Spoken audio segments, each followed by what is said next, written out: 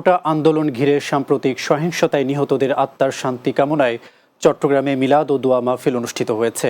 মহানগর আওয়ামী স্বেচ্ছাসেবক লীগের উদ্যোগে বিকেলে আলহেরা এতিমখানায় এই মিলাদ মাহফিল অনুষ্ঠিত হয়। মহানগর স্বেচ্ছাসেবক লীগের সহসভাপতি দেলার হোসেন ফরহাদের সভাপতিত্বে এ সময় মহানগর স্বেচ্ছাসেবক লীগের সাংগঠনিক সম্পাদক মোহাম্মদ সালাউদ্দিন, মহানগর স্বেচ্ছাসেবক লীগের সহসভাপতি মোহাম্মদ হেলাল উদ্দিন, সাংগঠনিক সম্পাদক মাসুদ খান, মহানগর স্বেচ্ছাসেবক লীগ নেতা আব্দুর রশিদ লোকমান সহ আরও অনেকেই উপস্থিত ছিলেন। চট্টগ্রামে কোটা আন্দোলনে সৃষ্ট সহিংসতায় নিহতদের জন্য মিলাদ ও দোয়া মাহফিল অনুষ্ঠিত হয়েছে।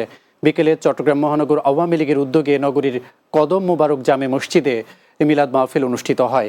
এতে উপস্থিত ছিলেন চট্টগ্রাম মহানগর আওয়ামী লীগের সভাপতি মাহতাবউদ্দিন চৌধুরী, সাধারণ সম্পাদক ও সাবেক সিটি মেয়র আজম নাসির উদ্দিন, সহসভাপতি নঈমুদ্দিন চৌধুরী, অ্যাডভোকেট ইব্রাহিম হোসেন চৌধুরী বাবুল, খোরশেদ আলম সুজন, আইন বিষয়ক সম্পাদক অ্যাডভোকেট ইফতেখার সাইমন চৌধুরী সহ অন্যরা।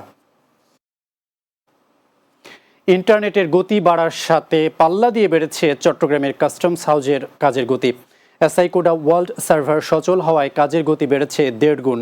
25 জুলাই থেকে ইন্টারনেট সংযোগের পর 29,528টি বিল অফ এক্সপোর্ট এবং 7,356টি বিল অফ এন্ট্রি এসআইকোডা ওয়ার্ল্ড সার্ভারে দাখিল হয়েছে।